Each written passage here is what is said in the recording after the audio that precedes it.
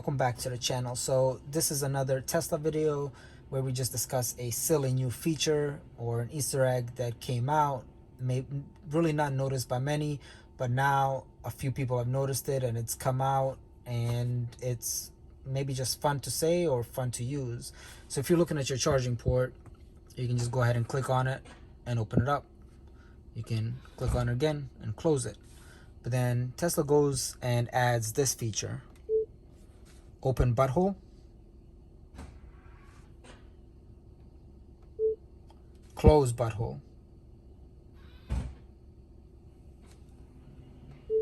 open butthole.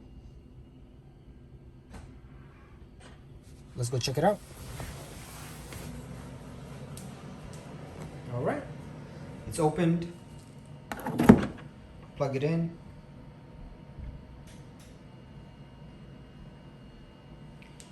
Initializing charging. And we're charging.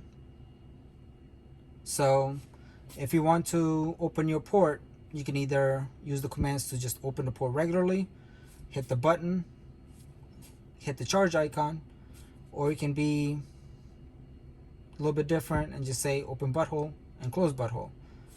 I guess you have options. Thank you for subscribing. Stay tuned for more.